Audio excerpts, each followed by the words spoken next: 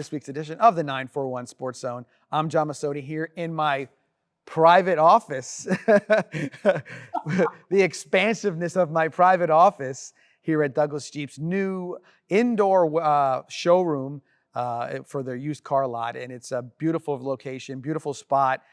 Just a matter of fact, they got to get some cars in here and get to fill it out so we can really show off what they're going to do here. But they're still early on in the process. And nonetheless, it is a very beautiful spot and located next to Detweiler's on 41 bypass, just a little south of there. And you can come in here and see. And I got the sales team over to my left over here, and they're ready, willing, and able to sell you some cars right out of the location. So, and as we're talking, I'm looking at my guest for tonight, Mr. Rich Spedalari, WENG. Spits on Sports. And Rich, I'm glad to see you here this week. There's so many things I want to talk to you about. You and I get together, and normally we run out of time, but I think tonight we'll have plenty of time to talk about some of the things that have been happening in the sports world over the last few weeks, but maybe more so the last week and a half or so, where some really interesting things have happened. And how are you doing tonight? I'm doing all right. Thanks for having me on. And it's been nuts. It's been a news cycle unlike any other. It went through Christmas, normally a slow time, and the coaching carousel is spinning, although nobody seems to be getting off other than Gerard Mayo in New England. But I think we're going to see this week. I think we're going to see 2 or 3 hirings. I really do. Yeah, I think it's going to start. Things are going to start to go into place. Will Jim Harbaugh leave Michigan? He's danced with a few people already to see what he thinks of the situation there. Bill Belichick seems to be tied to Atlanta right now as far as the one team that looks like they really want to get him back into coaching after a short hiatus. But yeah, those are some big situations, big deals. And of course, the retirement of Nick Saban was a huge rock to the college world. And now we're seeing the ripple effects of it with some of the kids who accepted opportunities to go to Alabama, looking elsewhere to go to play their game. So things have definitely gotten shaken up with a few things over the last few weeks. The Saban thing is interesting, John, because you would think everything seemed amicable. It seemed like he just, he resigned. He wanted to retire, but he's not really helping to keep those kids at Alabama, and they seem to be leaving, I should say, like rats off the Titanic. I mean, There's been like 10 or so 4- and 5-star recruits that have entered the transfer portal after he left. After the dozen or so kids that left right after the game, Alabama's going to have DeBoer's going to have quite a job there at Alabama. I'll tell you that. And that's we talked a little bit. I was with Bill Madden, my guest last week, and Bill and I talked about, do you want to follow the man, the guy, like a Nick Saban? And this is one of the reasons why you don't, because just his aura, if you want to call it that, or him as a coach, his resume. Kids are saying, I got to pick between Alabama and Auburn, or Alabama and Florida, or wherever. They're like, well, Nick Saban's there, and look what he's done for so and so and so and so and so and so. And then all of a sudden, he's not there. There was always going to be this sort of, I'm not going to call it a tumble, but there was always going to be an attrition rate as far as student athlete was concerned, because they're going to want to play for Nick Saban, and this is what you're going to see. Yeah, and it looks like Kirby Smart is going to be the biggest benefactor. Like, he needs more kids, right? He needs more 4- and 5-stars there in Georgia. It's a very interesting situation. I don't want to get, I don't want to start talking. We'll talk about more about this when we get to the national. But there's a lot of things going on. Florida seems to be involved in some stuff. It has been an unbelievable January, and we're not even 3/4 of the way through. Yeah, I know. No doubt about that. So yeah, we'll talk a little more about that, but want to get right to one of the things that you and I were talking about before we even came on the air. Local news, Lemon Bay High School has hired a new head football coach. You can introduce him and tell him a little bit about what he has to bring to Lemon Bay High School. Jason Mensing is his name. He comes from Michigan. So he's kind of happy today with Detroit winning on Sunday. But he's not really it's funny, doing the interview with him. First of all, he's a heck of an interview. He was really in depth. Thoroughly enjoyed it. You can go to wengradio.com if you didn't get a chance to listen to it. You want to hear the interview. But seriously, the guy, he's got things very well thought out. He spent all of his time in Michigan, 20 years as a head coach in high school and 1 year as an assistant coach in a small college. Um, he's got a very good record. He won a state championship back in 2017. He was also a state runner-up in 2016 at the same school. He's a guy that is kind of, I don't want to call him a fixer-upper, but he has done that quite a few times in his career, gone to schools. His last job at John Glenn High School, they hadn't had a winning season since Sitting Bull sat down. And in 2 years, he got them not only the winning season last year, but he got them into the playoffs. So, his methods are tried and true. I thought something from the interview that was great, and I know you caught on it too because we Yeah. kind of talked and texted about it. He went through one season with only one punt. One punt. Yeah. John Peacock would be very proud of that. I tell you, he does not. He goes for it on fourth down. He called himself a little bit nerdy when it comes to analytics. So it's going to be a little different at Lemon Bay High School. They had a ton of graduation last year. 30 kids graduated out of a roster of like 45. So he's got a complete rebuild on his hands. But it sounds like this is something that he loves to do. He goes in with both fists in. He actually is coming down. If you're watching this on the 26th, he's coming for a meet and greet. And he's excited also for the first spring game he gets to get involved in May. They have no spring football up there at the high school level, so he's excited to, and that's great for a new coach. You get 20 practices before you actually have to, start practicing in August. You get familiar with the team. You can install some stuff. It is a great situation the way you guys have it down there in Florida. Yeah, I thought the interview was fantastic as well. I thought he was very entertaining. I thought he was football bright, but he knew how to speak it to anybody. Like when he was talking about football, he wasn't saying about this, that he was talking about, the culture. He was talking about certain things. He was talking about physicality, talking about how he practices, talking about his philosophy. Like he said, if it's 4th and 1, and what he said, anywhere on the field, I'm going for it. And it's just, this is how I think. I think fourth, and that right there. I mean, if I'm a sophomore off the freshman team at Lemon Bay High School, and this guy's saying, hey, we're going for it on 4th down and we're doing this. And he really came across as confident, but not cocky. Again, a guy who seems to know what it really takes to win. It is a lot of that. A lot of times people get so hung up on the play call or the other things that kind of happen in a game.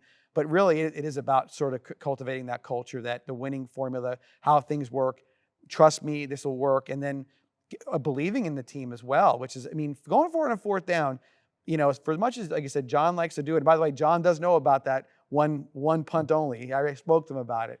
But the thing is that you're saying, I have confidence in my team. I have confidence in the O-line or the quarterback or the running back, whoever it may be, to make this play. And while nothing is 100% as far as success rate is concerned, I think the more times than not when you do it and it works, it does end to be a pretty huge benefit to the team. And the kids get confidence from it. Right. They're like, "Ooh, cool, coach really believes in me, believes in us." And like he said, if you can't get a yard, well, you're going to have to come around and play defense. And he's a defensive-oriented guy as well. So, he's putting his defense in some positions. They're not going to make every one of those. So he's got a little bit of confidence. He's a defensive-minded coach, which has been the culture at Lemon Bay as far back as I can remember. So he fits in as far as that goes. One thing that was really interesting, John, I don't know if you picked up on it. He's not a weight room guy, per se. Yes, I heard. I kind of got that. Yeah, I thought that was really interesting. I'll be, that's some district that they're in. I think first of all, it's one of the bigger districts in Florida with the redistricting, and we can do a whole show on that too. Right. But there's a lot of teams that do go to the weight room, so I'll be interested to see how it turns out as far as that goes, because Don Southwell really was a weight room guy. He was the weightlifting coach there and encouraged all the kids to go out. So it'll be a fun first couple of years. He calls this year zero. The first year is year zero. So definitely everything, is on the table, and we'll try to figure things out. So it should be an interesting 2024 football season. I think one of the things too with conditioning that, in general, like I know weight training is part of it, but also the actual, running and sprinting and everything else. Conditioning can come to the factor, especially the first 5 or 6 weeks of the season in Florida because of the heat and whatnot. So that might be something he may alter a little bit once he figures out, my gosh, look how hot and humid it is down here, and these kids are not going to make for a few full games. So I'm sure he'll adapt like anything else he's done. He's seen with the success he's had. Adaptability, it must be another key to his success. There's no doubt about that. And he's been down here. His parents live in the Inglewood area, so he makes 2 or 3 trips a year, and one of those is in the summertime. So it's not going to, it's not like living here full time, but Right. certainly he understands how hot it gets. So, I'm with you. I'm very intrigued to see how this evolves in the first year or two. Yeah, no doubt. I don't think he's coming in to fill a seat. I think he's coming in to get Lemon Bay to the next level. And I think I think it's they're more than capable of it down there. There's no doubt about it, with facilities and a very tight-knit community down there. That does create a good environment for victories and for wins. Yeah, no question about it, John. And they've got a different culture there. When I first started in the 06, 10, 11, before I moved, I think my record as a broadcaster was like 12-48. Yeah. Well, they've turned that around completely. They expect to win every Friday night, and they're not the fastest team a lot of times. They're not the most athletic team, but they get the job done. So it sounds like to me, at least in that mold, he's going to fit. I think one thing with that too, a springboard victory was beating Booker in the regular season for the district championship, because it's the yin and the yang. It's the team down south that's kind of hard to find in Lemon Bay, and you got Booker right in the middle of Sarasota, pretty talented football team, and Lemon Bay did a nice job in controlling that game and winning that first matchup. But they did a good job, and I think that's sort of a bit of a litmus test for what could happen moving forward to them. Absolutely, I totally agree, John. So real quick, obviously another local situation. Tampa Bay Buccaneers played yesterday against the Detroit Lions in Detroit. Game effort by the Buccaneers. They played better than I thought they were going to play. 31-23 loss to the Lions. Lions look like they could be in the Super Bowl this year, Rich. And I say that, and those words were never going to come out of my mouth. Who would have thunk it? But I think that the 49ers, no Debo. Looks like Debo might be an iffy proposition for the 49ers. And they didn't look great against Green Bay. That was a game Green Bay could have gotten. So the Lions come in full of confidence. I actually like that they're playing on the road. I think there's less pressure for them on the road than at home with the crowd. I mean, the crowd's going to get them fired up, but that tension, like I think Mike Tirico said at one point in time, like it gets super, super loud and super, super quiet because they're just sort of, they're so into it. It's palpable how they're so excited or tense or whatever you want to call it about what's going on in that stadium. No, they're in tune. Those fans were in tune. They knew exactly when to be quiet when Detroit was on offense, and they went berserk when Tampa was on offense. I thought they played a very good game. I agree with you. I thought the Bucs were very game in defeat. They didn't really have too many pre-snap penalties, but they did things. If you're going to win on the road, you can't have deflected interceptions right off the bat. You can't have, you just little things. The thing that drove me nuts early in the second half, on a 3rd and 4, where they were in 4-down territory, they decided to throw and go with a deep drop, and Baker got sacked, which took him out of field goal range. They had points on the board, right? And they were running the football extremely well. I think at times, Dave Canales, this is his first year running the offense, first year calling plays. And I think he learned a lot this year. And if he looks back on that game, I think he'll look. There were a couple of situations where I thought the Bucs got a little too aggressive, and it ended up costing them. Detroit was the better team. They were a better team on the line of scrimmage. Baker played incredible when you consider. I watched that game again. At Detroit, it was almost a jailbreak almost every time Baker went back to pass. Somebody was free. Absolutely. And he managed to. I'll tell you what. He has impressed the heck out of me. And I follow the Browns, so I saw the first part of his career.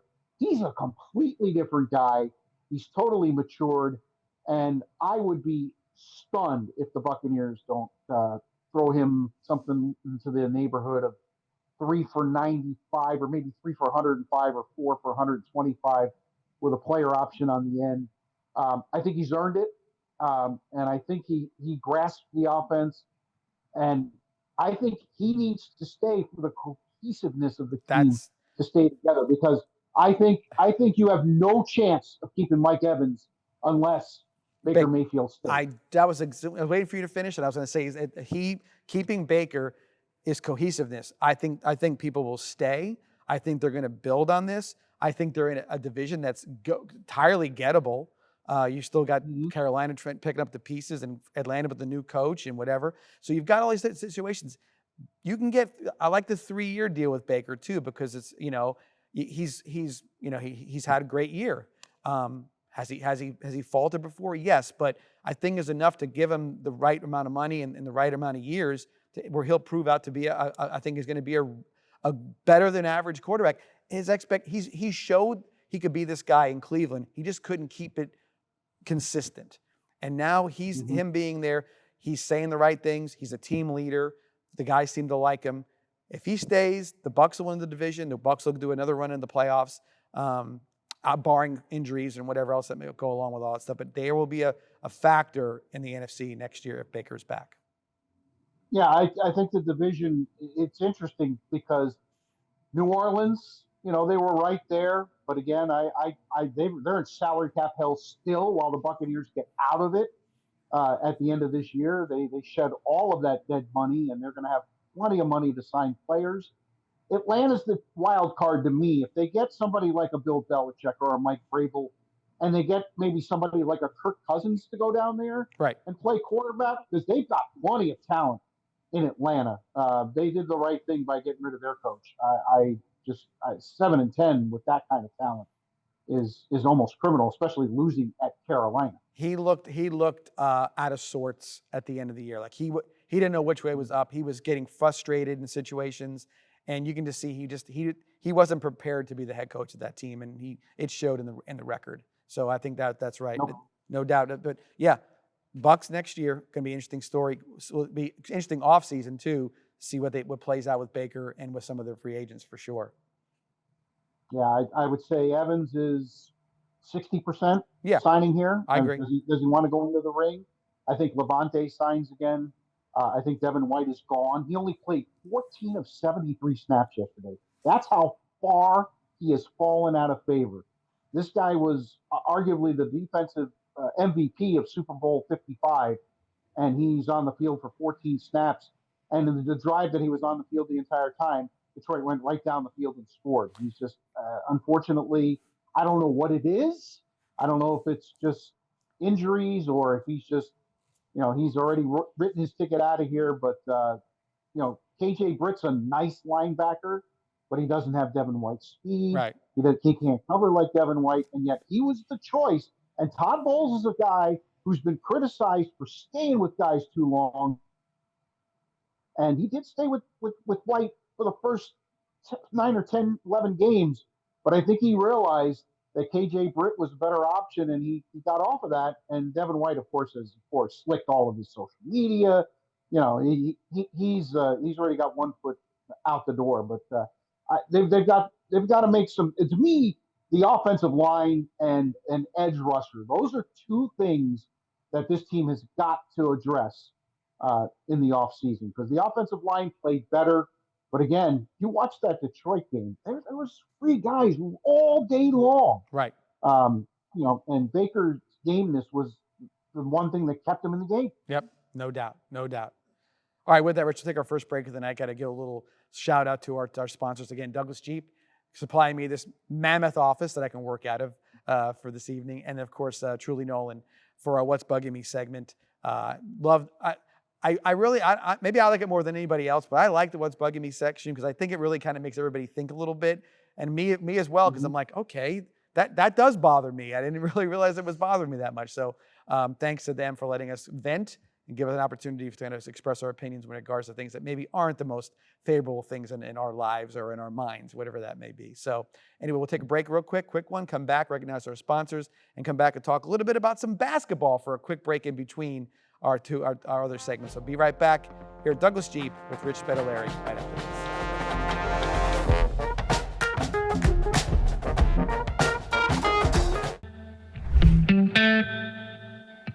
this.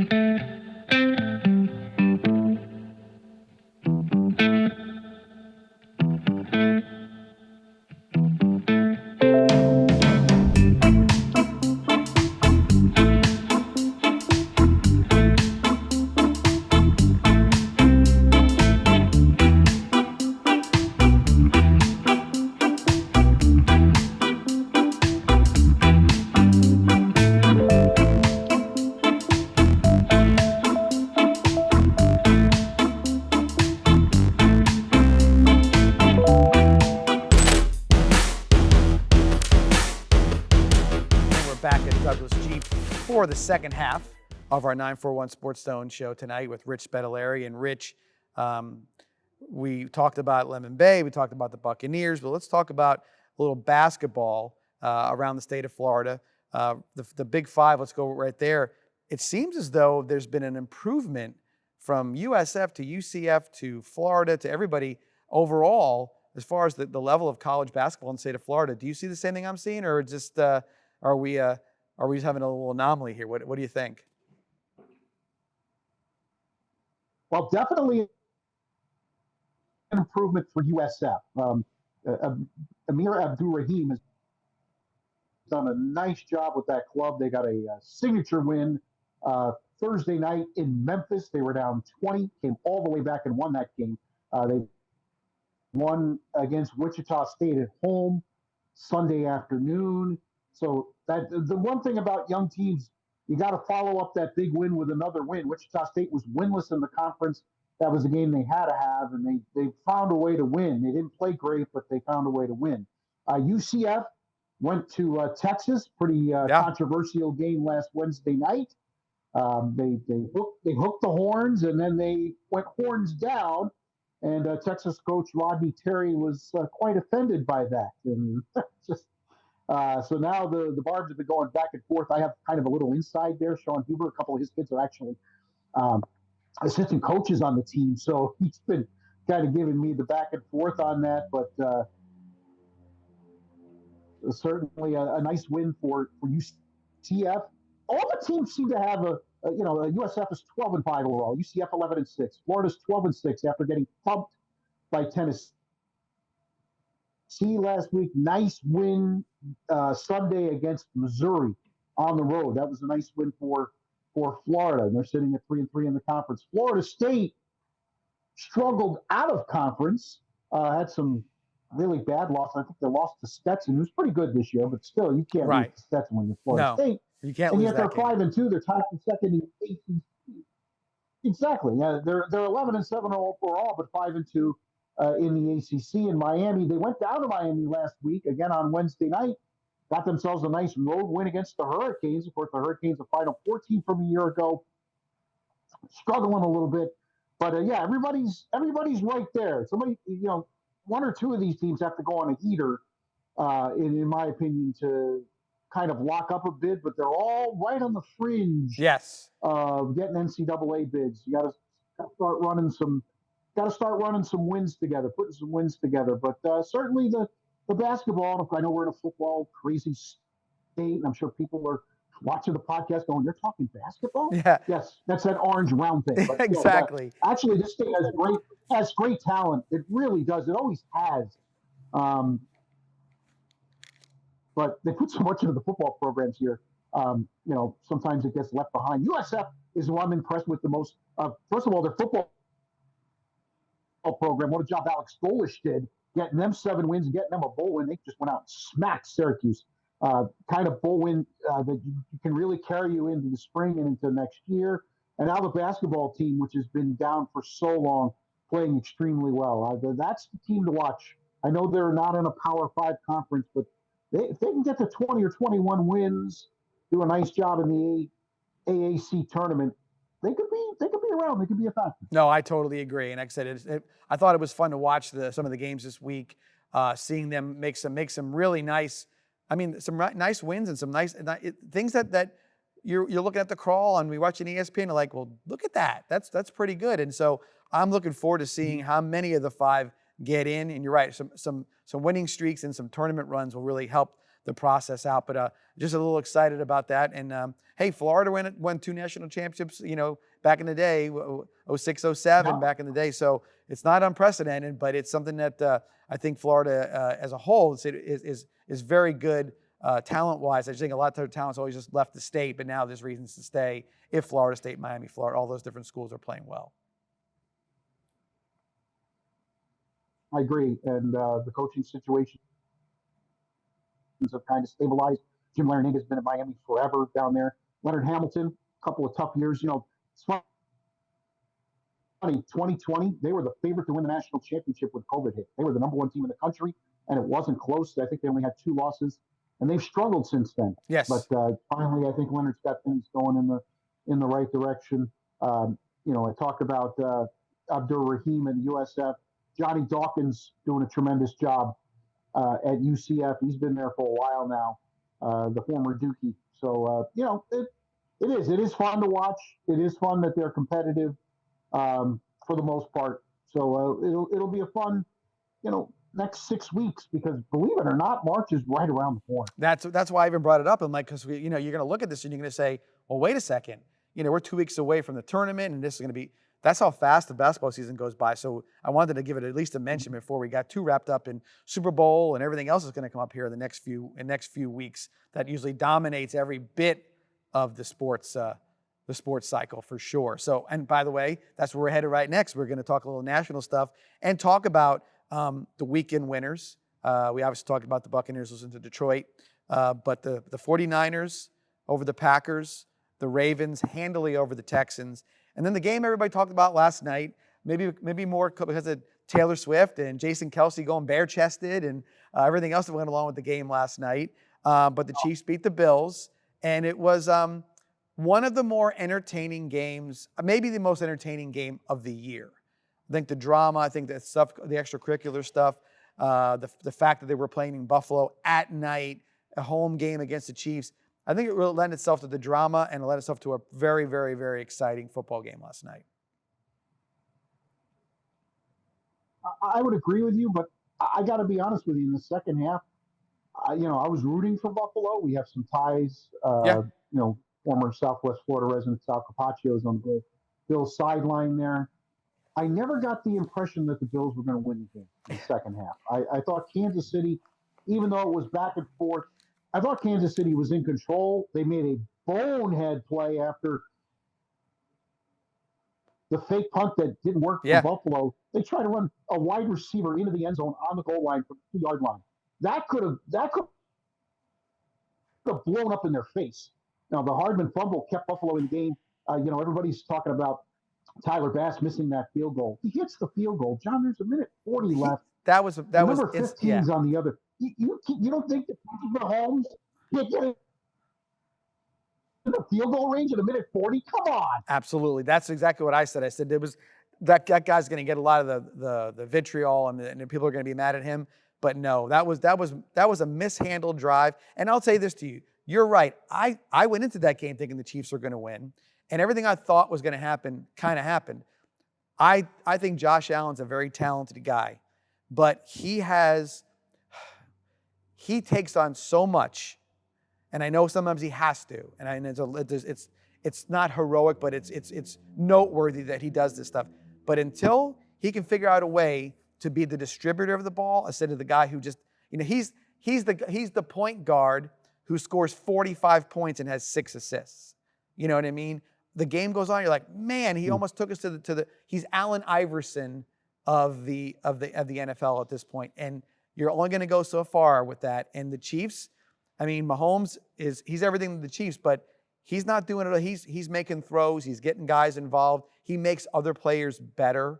I think there's something to that. And I think that the Bills are going to, until Josh Allen can figure out how to be the game manager or whatever you want to call it, he's going to fall on hard times when it comes to these games where he plays against these teams that are able to sort of contain him a little bit and frustrate him, tie him up a little bit, and get him to make some mistakes and do some things. And I think the Chiefs are that team. And I think I'll tell you this. I don't think they were going to get past the Ravens. I think they would have struggled with. I think Houston was a great matchup for them. Not Houston. They played. Gosh, I'm trying to remember who it was now. Anyway, the Bills had one good matchup, and then after this, they were. I thought they were going to lose to the Chiefs for sure. They played the Steelers. That's it. Played the Steelers, and that was a weird situation. I didn't think the Steelers coming in with Mason Rudolph. That was a tough deal against Buffalo. So no doubt about that. No, and the tough deal, extra day, all that stuff. A couple of things. The demise of the Chiefs, highly exaggerated. Yes, indeed. Playoffs, they're a completely different team. Travis Kelce, I think Michelle Tafoya went on CBS Sports Radio on Sunday and said basically that Kelce might retire at the end of this year, especially if they win the Super Bowl. Does that look like a guy that was getting ready to retire? Nope. The second half of the year, they didn't throw the ball too much, but we got to the playoffs, kind of like Brady and Gronk. I mean, Gronk would be quiet down the stretch, and then the playoffs come on, and boom, the light goes on, and 2 touchdown passes. Marquez Valdez Scanling finally catches balls in the playoffs. I'm going to go back to the Josh Allen thing a little bit, because I'm going to give him a little bit of a pass. I know what you're saying, John. But when your number one receiver, who's supposed to be Yep. one of the best receivers in the NFL, those 3 catches, 21 yards on 9 targets, and has a chance. I mean, Josh Allen put the ball in his hands in the fourth quarter, 65 yards in the air, and Diggs doesn't come down with it. And they had another huge drop in the fourth quarter. I think the weapons are something that the Bills have to work on. First of all, I think Diggs has run his time in Buffalo. I think they need to, and I know the cap hit. I was talking to our buddy Sal Capaccio earlier today. He says the cap hit is so huge they would have to restructure and then make a trade. But I think, he disappeared down the stretch, totally disappeared. I mean, that 3 for 21 was not an anomaly. He had 4 for 25 against Miami. I mean, your best receiver has to be your best receiver, and he wasn't. I don't think there's any question about that. So I give Josh a little bit of a pass, but I agree with you. He's got to play hero ball. He had that fumble that I don't know how the Bills recovered, but yeah, like I said, even if he kicks the field goal, I'm going minute 40. Are you kidding me? They're gonna just milk the ball down the field, get it to about the 20, and they're gonna kick a 37-yard field goal to win. I mean, it just kind of sped things up a little bit as far as that process went. I try to find a comparison just to any former quarterback that Josh Allen reminds me of, as far as his, how he plays and maybe the temperament of him a little bit. And I look at it and say, like, you're right. He does need some players around him. There's no doubt about it. I try to find somebody who I can think he reminds me of. I want to say in stature a little bit of Ben Roethlisberger, but Roethlisberger was a guy who came in and sort of like, he distributed the ball. He understood what his role was. It's weird to say, but Elway. John Elway. That's exactly where I was going. It was John Elway, because John Elway. No, you're fine. You're good. That says that I feel like I'm right in this situation. Elway comes out, big arm, could run, do everything else, making always fourth quarter comebacks, whatever it was, but that for years and years and years couldn't figure out the formula to get things right. Mm-hmm. Can you name the best receiver that John Elway ever had? He was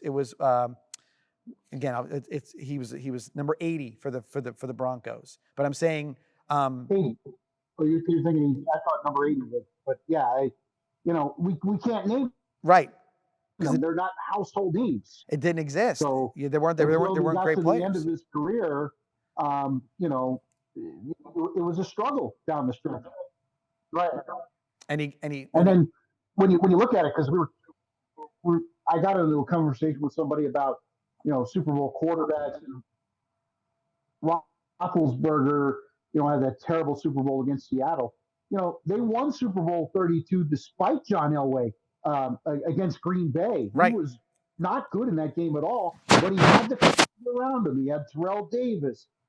He had guys that made plays, and he had defense that made plays. That's what Josh Allen's missing. The defense, I think, is lacking a little bit.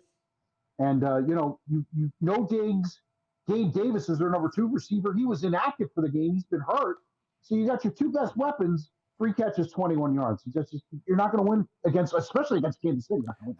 And I totally agree with what you're saying. And you're right. And that's the point. With Elway, it took Terrell Davis. It took some people to really make a difference, to get him to where he could win his championships. It was done where he was facilitating and he made some plays, but Josh Allen's going to have to figure out how to do that. And again, it does require some help. And I thought the Bills, I think the Bills, when they were, I believe, 6-6 before they made their run, I thought the Bills at 6-6 were really who the Bills were. I think that they went on a nice run, but I think they truly were a 9-8 type of team this year. They got the extra win. They took care of the Dolphins. And by the way, I think the Dolphins had some flaws, that they played well, but down the stretch, the weather, their style of play just was not conducive to playoff football, they will struggle unless they make some changes as well. And I don't know if it's in their DNA at this point. Miami, yeah, John, Miami needs to get more physical. They're one of those finesse teams. You get to December and January, look at their point total went way down. 14 points against the Bills. That was a home game. And then in the playoffs, you only score 7 against the Chiefs. I know the Chiefs' defense is better, but they have to have a stylistic change, in my opinion. Miami's got to get more physical. You can't play this finesse ball. The finesse teams are all gone. The 4 teams that are left play physical football, and that they're there for a reason. Absolutely. So I'll say this real quick, and we have to give you your answers as well. You got San Francisco against the Detroit Lions. You've got the Ravens versus the Chiefs. I always say there's always one team that seems to pull off a win on the road. If I'm looking at it from this position, I'm saying the Lions are going to make it to the Super Bowl, in my opinion, against the Lions versus the Ravens is my pick for this weekend. Now it could be if it went the other direction or any direction. I think any of these 4 teams right now would deservedly go and could go to the Super Bowl. Do you have a feel on your 2 winners this weekend? Boy, bet against Patrick Mahomes is dangerous. But the Ravens are playing at a level. They're clearly the best team. I think it's a major upset if they don't win the Super Bowl because they've already beat the 49ers like a drum. I don't think Detroit will have any answers for them. I think I'm going to go with you. I didn't like a lot of what I saw from the 49ers on Saturday night. I thought Brock Purdy was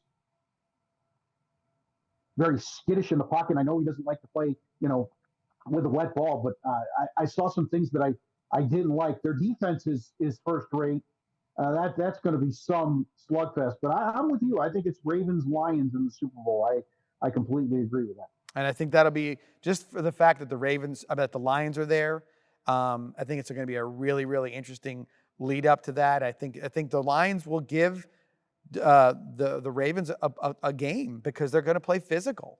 Dan Campbell is he's going to walk in there with a lot of bluster. He's going to be the darling of the media the weeks leading up to the Super Bowl, and I think it's going to be interesting to see how it goes. But yeah, I got Ravens and Lions, and we'll see if that is how it turns out. But again, always exciting. This past weekend, this coming up weekend, it is the crescendo almost of professional football. Although the Super Bowl is the big game, it doesn't always work out to be the great game that everybody expects it to be. It's usually this week's where you get the great games and the great drama in the NFL. I agree with that. There's only 3 of these games left. It's hard to believe, man. It's quick. Yeah, it goes quick. So before you know it, we're going to be talking draft, and it's going to be a very interesting draft this year for a lot of teams. But yeah, let's get in the moment. Wait, if you're the Ravens, you're looking at the other side. You beat San Francisco 33-19. You beat Detroit 38-6. Mm-hmm. You get to the Super Bowl, and you're going to sit on that for 2 weeks. Somehow you've got to avoid being overconfident. Right. Of course, I've got them beating the Chiefs, and who knows, the Chiefs could jump up and get them. But like I said, I would be stunned if the Ravens don't win the Super Bowl. Stunned. Yeah. If that doesn't happen, if they don't get there, I think I'm not saying about Lamar, but something's gonna get shaken up because I think they are the team. And I wouldn't know what it would be, but something will be shaken up if the Ravens don't make it to the Super Bowl. I think this is their year. They've been the most consistent team all year, and I think that they're destined to be there. We'll see how it goes. All right, so no breaks, Rich. We're gonna go right in. We made predictions already, so we got that covered. We'll go to the What's Bugging Me section real quick, so we can get you off that cell phone and get back to your dinner. But what is bugging you? And Julie Nolan wants to know. We want to know what's bugging Rich Spedalari this week. It's something that's bugged me all year long: the officiating in the NFL. Roger Goodell has got to address this. I mean, there were major gaffes in the Bucs-Lions game. I go to a catch that was clearly a first down that was marked the yard. Where's New York? Where is New York? They're supposed to have these, everybody's supposed to be watching the game and they're supposed to buzz down if there's something going on. And, after that play, Baker did have that nice run and they got the first down. But if they don't get the first down there, that's criminal. And there were several plays where the balls were mismarked in really all of the games. I think the game is too fast for the officials that they currently have. Yeah. They've got to get officials to be younger, and this has got to be a full-time job. This is a $20 billion, that's with a B, billion-dollar industry, and we have part-time officials, some of them older than you and me, trying to keep up with these kids who are running around the field. The officiating is so inconsistent. But there were things that could have been fixed, John, in pretty much all four of the games. And for some reason, I don't know if they were sleeping in New York or what have you, but they wouldn't buzz. I don't get it. And so that's something that Roger, and he keeps saying, they get these official guys. Oh, it's the best officiating ever been. Come on, Roger. We all have eyes, and now you have another problem.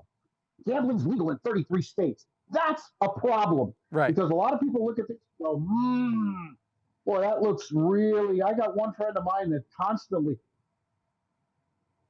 middle of the first quarter, the NFL wants the Lions to win this game. He texted me that halfway through the first quarter.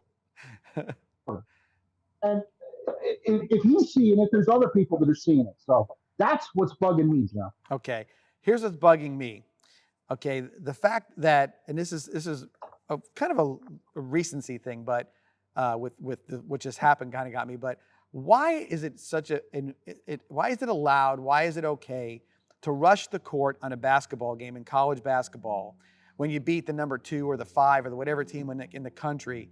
And you see now why it's a problem. Caitlin Clark, the best women's basketball player in college basketball right now, gets run down by somebody running on the court. Could have been an injury, could have been something serious injury. You got to figure out a way. And it's not like, it looked to me like they're being shown how to get on the court, whatever that may be. I think it's silly after a while. I think it's sort of overdone and overplayed. And not to mention, but you're talking about a game, a Big Ten game, but it's not a spot that needs to be done. Somebody needs to figure something out. I know they started to find the schools on the football side, but man, on a basketball court, you've got people, they're running out there. They're in this case, it's women. They're dressed in shorts and they're not wearing pads or anything else. And who's going to get hurt? When is it going to be a problem? When is it going to happen? It's got to be monitored. It's got to be done, and it can't be promoted. And it just seems like there's this inevitability. Everybody's waiting. Game was in hand. It wasn't and here they come running on the court. It's kind of a silly situation as far as I'm concerned. I think it's unnecessary, and I think they need to do something about it.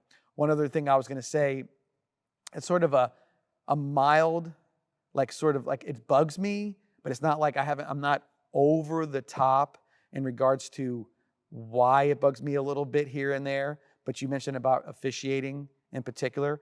What bugs me as well is how we have announcers on TV who look at plays and don't see the flags on the field, or they don't recognize that the Buccaneers had a timeout left in the game yesterday, that they could have called a timeout that might have got the ball back to them, but he kind of threw the white flag up, and the Lions must have known it because they didn't even try to run the clock down. It was sort of a weird, and I'm yelling at the TV set, they got a timeout. The announcers are so much about other things. They're not looking at the game. They want to have the big, look at so-and-so, what he just did. And then 10 minutes later, oh, that's a flag, okay? And I know that you can miss a few, but it seems as though that they're too quick to look at certain, then the flag is an after effect. Or they don't know, and they're not following in the context of the game what's going on. And by the way, Tony Romo got picked on big time a couple, last week, before last, not knowing that Warren, the running back from the Steelers, was a major factor in their running game. He on TV announced, I didn't know that. You know what I mean? You've got to be, it just can't be about the next catchphrase or the next thing or the overblown call. You got to follow the game, and you're just not. And the graphics there's got to be people in their ear. Hey, why don't you guys mention the fact there's a timeout left and they're not using it? So the production value of that stuff, it's almost the same thing. The referees, yeah, they're making mistakes or their kind of games going too fast, but in some cases as well, the people broadcasting the games are not really paying attention to what's going on. And it's just sort of a weird experience to see them not doing that stuff. It's very, very strange. Everybody has a spotter. I mean, I know somebody who actually does a show in Southwest Florida that's Troy Aikman's spotter. Everybody has their own spotter. You got a second set of eyes, and they I don't know, for whatever reason, in Detroit, NBC getting both Detroit games kind of fishy to me. Mike Tirico's from Detroit. You know, I it was a love fest with the Lions, and it didn't affect the game, but it affected my viewing a little bit. I'm pointing out downtown Detroit and everything that's going on there. It's just like you said, it's ancillary to the game. Stay with the game, stay with the flags. Inform us. Inform us. I know there's a picture, and I know a lot of times, John, you used to do radio, and now you Right. do TV with Vibrant Aspect Media. You don't have to say as much, but you gotta say something. You gotta, if you see a flag, most of the time the flag's not in the view of the camera, so you have to pick that up. I agree 1,000% with you on that, and it's scary, but. Nance and Romo are doing the Super Bowl. I hope Tony bones up in the 2 weeks prior to know what everybody does for. Yeah, there's no doubt about it. And the thing about it too is, like somebody even said, the preparation for the game and being part of whatever it may be, it's the only thing you're doing all week. You got one game, right? It wouldn't take more than an hour of your time to brush up. Wake up early in the morning on Sunday and know what's going on. And not only that, you don't have to even do the work yourself. Somebody else does the work for you and just put it in your head. Be a fan of the game. You know what I mean? What are you doing at some point in time? And again, those are the things, like I said, it's just one of those things where, is it ruining my experience? But no, but it's still something that's very annoying, to say the least.